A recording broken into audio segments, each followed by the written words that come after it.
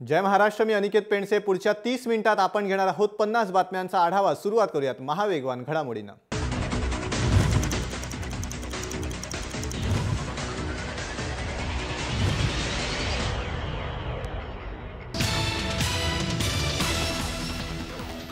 VDD पुनर्विकासाबाबतचा आराखडा सचिवांकडून मंजूर करण्यात आला आहे। नायगाव आणि नामजोशी मार्गावरील इमारतीविषयीचा आराखडा मुख्य सचिवांकडे सादर करण्यात आला। बीडीडीच्या चाळींचा म्हाडा पुनर्विकास करणार असून रहिवाशांना 500 चौरस फुटांचं घर मिळणार आहे। खासगी वैद्यकीय महाविद्यालयांना डोमेसाइल सर्टिफिकेट बंधनकारक असल्याचा निर्णय हायकोर्टाने कायम ठेवला आहे। त्यामुळे खासगी वैद्यकीय महाविद्यालयांच्या चालकांना मोठा धक्का बसला आहे। राज्य सरकारच्या निर्णयाला खासगी महाविद्यालयांनी हायकोर्टात आव्हान दिलं होतं, मात्र निर्णय कायम ठेवल्यानं 85% जागांवरील प्रवेशाला डोमेसाइल सर्टिफिकेट बंधनकारक असणार आहे। त्यामुळे राज्यातील 85% विद्यार्थ्यांना प्रवेश मिळणार आहे। मंत्रिपदावरून गच्छंती झाल्यानंतर आता पुन्हा एकदा एकनाथ खडसेंची डोकेदुखी वाढली आहे। कारण भोसरी एमआयडीसी जागा खरेदी प्रकरणी हायकोर्टानं एकनाथ खडसेंवर ताशेरे ओढलेत। भोसरी एमआयडीसी जागा खरेदी प्रकरणी एमआयडीसी महसूल विभाग आणि पोलीस विभागाला 2 आठवड्यात अहवाल सादर करण्याचे आदेश दिले आहेत। तसंच या प्रकरणात काय चौकशी केली अशी विचारणाही पोलिसांना केली आहे। जम्मू काश्मीरच्या उरीमध्ये झालेल्या भ्याड दहशतवादी हल्ल्यात आतापर्यंत 18 जवान शहीद झालेत। या भ्याड हल्ल्यात महाराष्ट्राचे 4 वीरपुत्र शहीद झालेत। त्यात मूळचे साताऱ्याचे लान्स नायक चंद्रकांत गलांडे, नाशिकच्या खंडागळीचे संदीप ठोक, अमरावतीतील विकास उईके आणि यवतमाळचे विकास कुळमेथे यांना वीरमरण आलंय। नाशिकचा शहीद जवान संदीप ठोकचं दिवाळीनंतर लग्न होणार होतं, पण डोक्यावर अक्षता पडण्याआधीच संदीपनं देशासाठी बलिदान दिलं। नाशिकच्या खंडागळी गावात शेतातल्या घरात त्याचं कुटुंबीय राहतं। कुटुंबियांनी त्याच्या लग्नाची बोलणी सुरू केली होती। दिवाळीनंतर संदीपचं लग्न करायचं त्याच्या कुटुंबियांनी ठरवलं होतं, पण त्यापूर्वीच त्यांना वीरमरण आलं।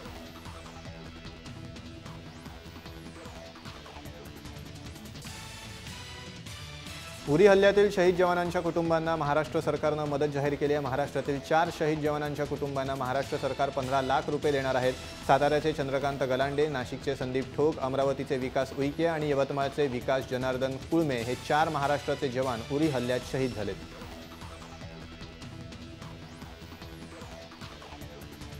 उरीमध्ये झालेल्या दहशतवाद्यांच्या भ्याड हल्ल्यानंतर शिवसेना आक्रमक झाली आहे। शिवसेनेनं आक्रमक होत कोल्हापुरात पाकिस्तानचा झेंडा जाळला। शिवाय पाकिस्तान मुर्दाबादच्या घोषणा देत भ्याड हल्ल्याचा निषेध केला।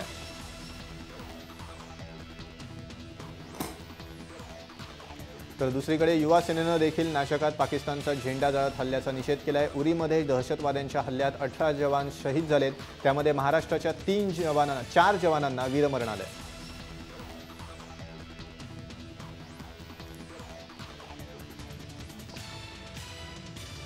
उरीमध्ये झालेल्या भ्याड हल्ल्याचा निषेध दिल्लीतही बघायला मिळाला। पाकिस्तानच्या विरोधात शिवसेनेच्या कार्यकर्त्यांनी दिल्लीत आंदोलन केलं। यावेळी नवाज शरीफ यांचा प्रतिकात्मक पुतळा जाळण्यात आला। पाकिस्तान मुर्दाबाद, पाकिस्तानवर हल्ला करा अशा घोषणाही देण्यात आल्या।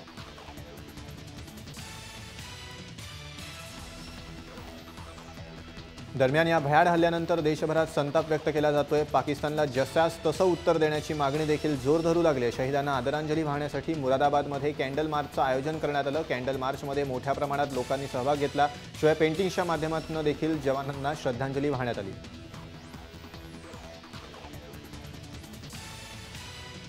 उरी हल्ल्याच्या पार्श्वभूमीवर पंतप्रधान मोदींनी बोलावलेली उच्चस्तरीय बैठक संपली। पाकिस्तानबाबत सरकार आक्रमक पवित्रा घेणार, तसंच उरी हल्ल्याच्या मास्टरमाइंडना शोधून त्यांच्यावर कारवाई केली जाणार असल्याची माहिती सूत्रांनी जय महाराष्ट्राला दिली आहे। यापुढे दहशतवादी केंद्रावर लक्ष केंद्रित करण्यात येणार असून सर्व तयारीनिशी प्रतिहल्ला केला जाणार असल्याचं सूत्रांनी दिलेल्या माहितीत म्हटलंय।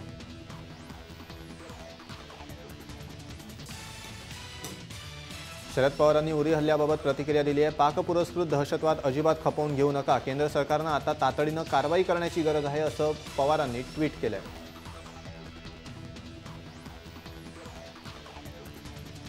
दरम्यान उरी हल्ल्यावरून माजी मुख्यमंत्री पृथ्वीराज चव्हाण यांनी सरकारवर टीका केली आहे। आता फक्त चर्चा नको तर कारवाई करा। नेतृत्व बदलावं लागलं तरी चालेल। सतत होणारे हल्ले हे सरकारचं अपयश असल्याचं पृथ्वीराज चव्हाण यांनी म्हटलंय।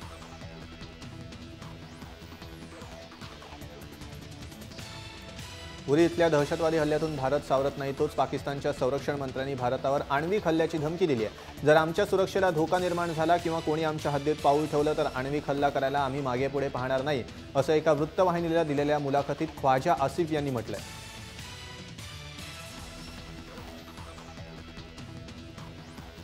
पाकिस्तान सुधारण्याचं काही नाव घेत नाहीये. उरीमधील हल्ला पाकपुरस्कृत असल्याचा आरोप बिनबुडाचा असल्याचा हास्यास्पद दावा पाकिस्तानच्या परराष्ट्र मंत्रालयानं केलाय. उरी इथल्या दहशतवादी हल्ल्यामागे पाकिस्तान असल्याचा भारताचा आरोप अपरिपक्व असल्याचं म्हणत पाकिस्ताननं तो फेटाळून लावलाय. तर आरोप सिद्ध होण्यासाठी कृतीयोग्य पुरावे देण्याची मागणी पाकिस्ताननं केली आहे.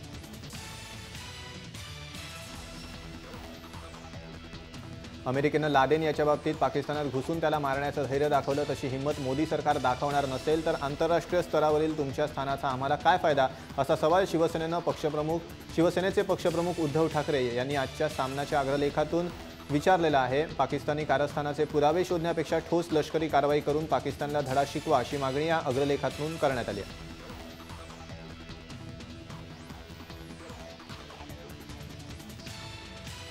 लातूरात काढण्यात आलेल्या मराठा मूक मोर्चात लाखोंच्या संख्येनं मराठा सहभागी झाले. 1156 पोलीस कर्मचारी बंदोबस्तावर आहेत. जिल्हाधिकाऱ्यांच्या मार्फत मुख्यमंत्र्यांना निवेदन देण्यात येणार आहे. या ठिकाणी चोख बंदोबस्त ठेवण्यात आला असून 9 ठिकाणी सीसीटीव्ही कॅमेरे बसवण्यात आले.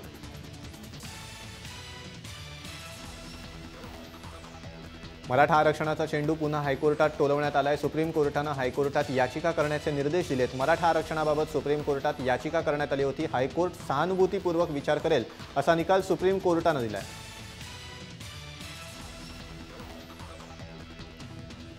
सांगलीचे भाजप आमदार सुधीर गाडगीळ यांनी मराठा क्रांती मोर्चाला पाठिंबा दिलाय. येत्या 27 तारखेला सांगलीमध्ये होणाऱ्या मराठा क्रांती मोर्चामध्ये आमदार गाडगीळ आपल्या भाजप कार्यकर्त्यांसह सहभागीही होणार आहेत. तसं पत्रही त्यांनी मराठा मोर्चाच्या समितीला दिलंय.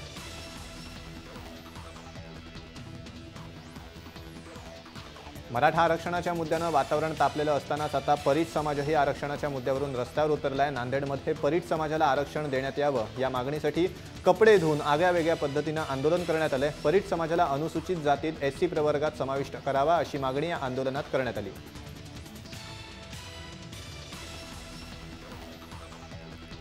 शिक्षक आमदार रामनाथ मोतेंनी मंत्रालयासमोर ठिय्या आंदोलन केलंय. 20% वेतनाचा GR रोखून धरणाऱ्या शिक्षण सचिव नंदकुमार यांच्या केबिनसमोर हे ठिय्या आंदोलन करण्यात आलंय. तसंच GR निघेपर्यंत उठणार नाही, अशी भूमिका आमदार मोतेंनी घेतली आहे. त्यामुळे जोपर्यंत GR निघत नाही तोपर्यंत आंदोलन सुरू ठेवण्याचा पवित्रा रामनाथ मोतेंनी घेतलाय.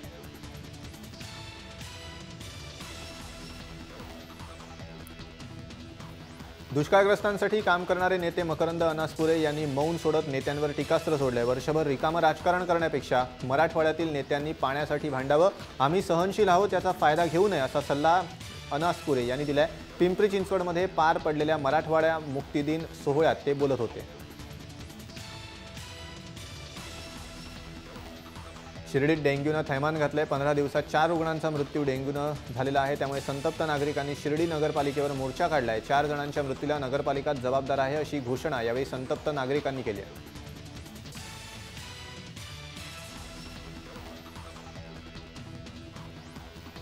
ठाण्याच्या कोपट परिसरातील MMRDAच्या 18 मजली इमारतीत लिफ्ट नादुरुस्तीमुळे तब्बल 3 तास खोळंबा झाला. लिफ्टमध्ये इमारतीतील 3 रहिवासी अडकून पडले होते. अग्निशमन दलाच्या जवानांनी या तिघांना सुखरूप बाहेर काढलं. मात्र लिफ्ट बंद पडण्याची ही पहिली वेळ नसून अनेकदा अशी लिफ्ट बंद पडल्याचा आरोप रहिवाशांनी केलाय.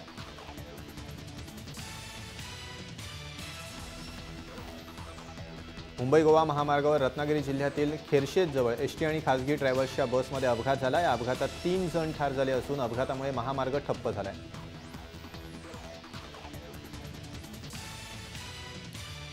मुंबईमध्ये ठिकठिकाणी उभ्या असलेल्या शिव वडापावच्या गाड्यांवर कारवाई करण्यास सुरुवात झाली आहे. न्यायालयानंच आदेश दिल्यामुळे शिवसेना हतबल झाली आहे. मात्र पालिकेत सत्ता असतानाही कारवाई रोखण्याबाबत शिवसेनेकडून कोणत्याच हालचाली होत नसल्यानं शिव वडापाव गाडी चालक प्रचंड नाराज झालेत.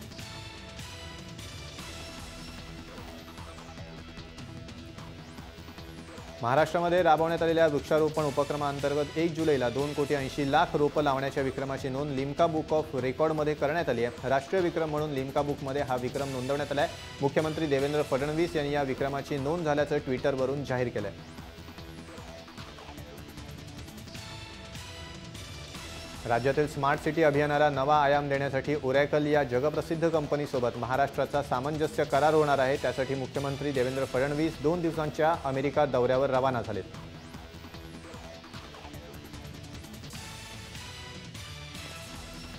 रस्ते वाहतुकीवरील ताण कमी करण्यासाठी ठाण्यापर्यंत येणाऱ्या मेट्रो रेल्वेचा भिवंडीपासून ते कल्याण डोंबिवलीपर्यंत विस्तार करण्यात येणार आहे।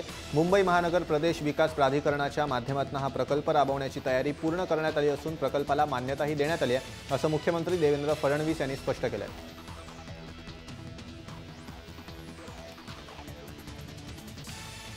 ठाणे दिवा दरम्यानच्या 5व्या-6व्या मार्गाचं काम युद्धपातळीवर सुरू झालंय। त्यासाठी रेल्वेला आणखी 8 जम्बो मेगा ब्लॉक घ्यावे लागणार आहेत। त्यातील पहिला मेगा ब्लॉक रविवारी झाला असून डिसेंबर 2017 पर्यंत काम पूर्ण करण्याचं ध्येय मुंबई रेल्वे विकास महामंडळानं घेतलंय।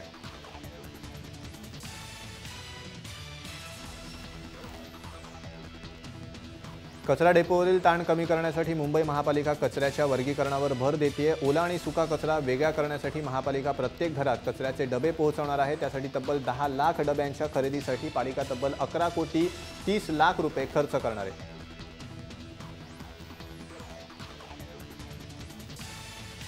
शहराचं विद्रुपीकरण करणाऱ्या बॅनर्स पाठोपाठ आता जाहिरातींच्या छोट्या मोठ्या भित्तीपत्रकांविरुद्ध पालिकेनं कारवाईची धडक मोहीम हाती घेतली आहे। या कारवाईला पालिकेच्या बी विभाग कार्यालयाच्या हद्दीतून सुरुवात झाली आहे। फ्लोरोसंट रंगाच्या कागदाचा वापर करून जाहिरातबाजी करणाऱ्या कंपन्यांवर दंडात्मक कारवाई करण्यात येणार आहे।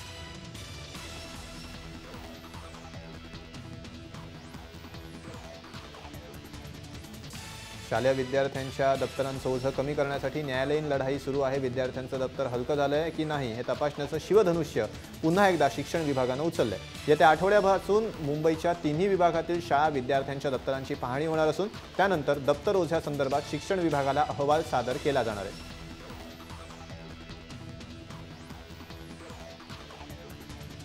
शिक्षण मंडळातर्फे चालू आर्थिक वर्षात सुरक्षित शाळा योजना हाती घेण्यात आली आहे। त्यानुसार महापालिका शाळेतील पारदर्शक कारभारासाठी आणि विद्यार्थ्यांच्या सुरक्षेसाठी शाळेचा परिसर वर्गात सीसीटीव्ही कॅमेरे लावण्यात येणार आहेत। येत्या ऑक्टोबर महिन्यापर्यंत पालिकेच्या सर्वच शाळात ही यंत्रणा कार्यान्वित केली जाणार आहे।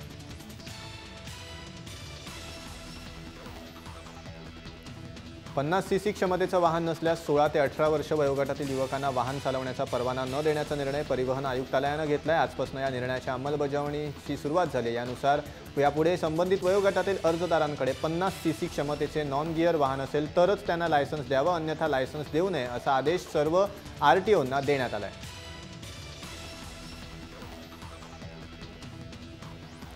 पॅरोलवर सुटल्यावर काही कैदी फरार होण्याची शक्यता असते, त्यामुळे त्यांच्यावर नजर ठेवण्यासाठी विशेष उपकरणाचा आधार घेण्यात येणार आहे। पॅरोलवर सुटणाऱ्या कैद्यांच्या पायाला घड्याळाप्रमाणे असलेलं उपकरण बांधलं जाईल, त्यामुळे तो कुठे जातो याची माहिती मिळेल। याबाबत तुरुंग प्रशासनानं गृह विभागाशी चर्चाही केली आहे। दरम्यान पुण्यातील तुरुंग प्रायोगिक तत्वावर त्याचा वापर करणार आहेत।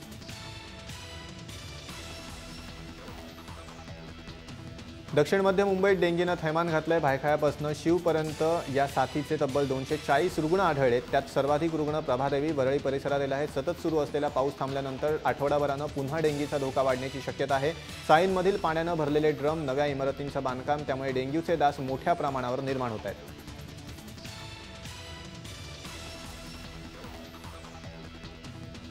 पुण्यात डेंग्यू आणि चिकनगुनिया या आजारांचा फैलाव झाल्यानं मोसंबी, संत्रा आणि किवीच्या फळांना मागणी मोठ्या प्रमाणावर वाढली आहे। त्यामुळे या फळांचे भावही तेजीत आहेत। गेल्या आठवड्याच्या तुलनेत 30 ते 40% मोसंबीची आवक घटली आहे, पण मागणी वाढत असल्यानं भावात सुमारे 50% वाढ झाली आहे। तर किवीच्या एका फळाला 20 ते 30 रुपयांपर्यंत भाव मिळतोय।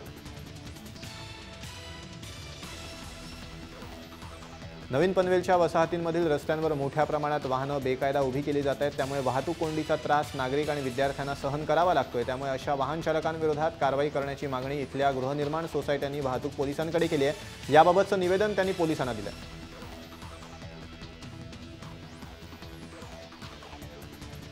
मुंबईत उभी राहणारी तब्बल 10 लाख परवडणारी घरं फक्त मुंबईतील नागरिकांसाठी राखीव राहणार आहेत। प्रारूप विकास आराखड्यात 2034 पर्यंत बांधकामाच्या खर्चात सामान्य मुंबईवासियांना घरं देण्याचा आराखडा प्रस्तावित केला आहे। या घरांची विक्री महापालिकेतर्फे करण्यात येणार असून त्यासाठी धोरण तयार केलं जाणार आहे।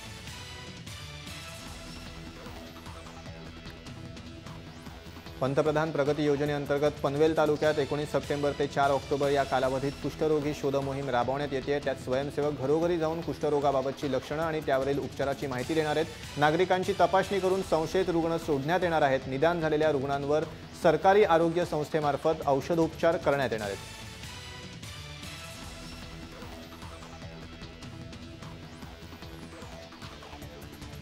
पीएमपीएलनं गणेशोत्सवाच्या कालावधीमध्ये जादा बसचं नियोजन केलं। या गणेशोत्सव कालावधीत पीएमपीएलमधून विना तिकीट प्रवास करणाऱ्या 536 प्रवाशांवर कारवाई करण्यात आली आहे। त्याद्वारे पीएमपीएलला 6 दिवसात सुमारे 53,650 रुपयांचं उत्पन्न मिळालं आहे।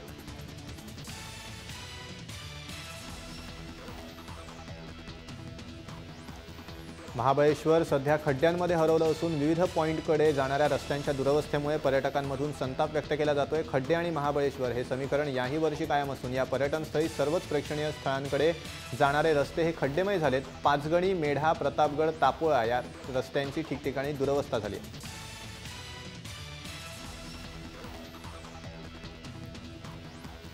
अहमदनगर जिल्ह्यात 350 गावात अद्याप एसटी पोहोचलेली नाहीये। त्यामुळे या गावांना एसटी पाहिजे असल्यास गावात वाहतुकीचा रस्ता चांगला असल्याचा दाखला गावकऱ्यांना द्यावा लागणार आहे।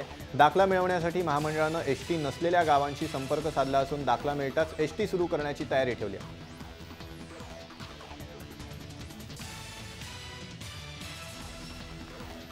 गेल्या 4-5 दिवसातील दमदार पावसामुळे जायकवाडी प्रकल्पात पुन्हा एकदा पाणी येणं सुरू झालंय। ऊर्ध्व जायकवाडी भागात झालेल्या दमदार पावसामुळे यंदा जायकवाडी धरणात मोठ्या प्रमाणावर आवक झाली आहे। सध्या धरणातील पाणीसाठा 66% पोहोचलाय।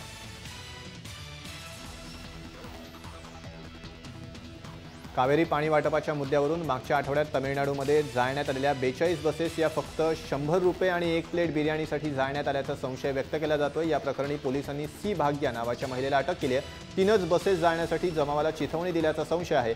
जमावाला चिथावण्यासाठी तिला फक्त 100 रुपये आणि 1 प्लेट बिर्याणी देण्यात आल्याचं आश्वासन देण्यात आलं होतं।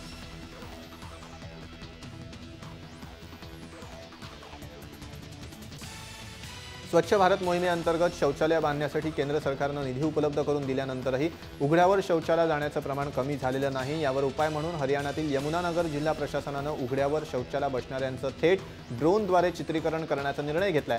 त्यानुसार गावातील शेतांवर आता रोज सकाळी ड्रोन घिरट्या घालणार असून उघड्यावर बसणाऱ्यांचं चित्रीकरण करणार आहे।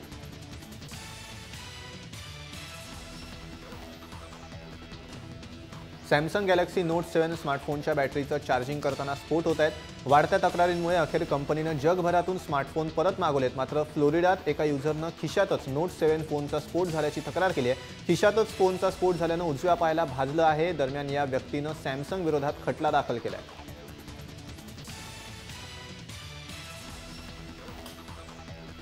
ट्विटर युजर्ससाठी आनंदाची बातमी असून ट्विटर पोस्ट आता पूर्णपणे 140 कॅरेक्टर्सचा असणार आहे। आजपासून टिवटिवाट करताना फोटो अथवा कोणत्याही अटॅचमेंटसाठी कॅरेक्टर्स लागणार नाहीत असं वर्ज या मासिकानं म्हटलंय।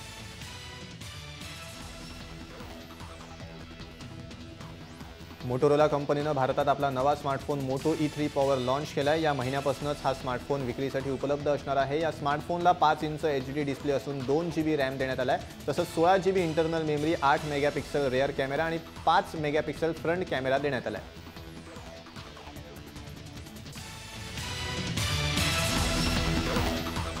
चला तर मग या बातमीसह महाफास्टमध्ये वेळ झाली इथेच थांबण्याची। ताज्या अपडेट्ससाठी तुम्ही पाहत राहा जय महाराष्ट्र, थेट अचूक बिनधास्त।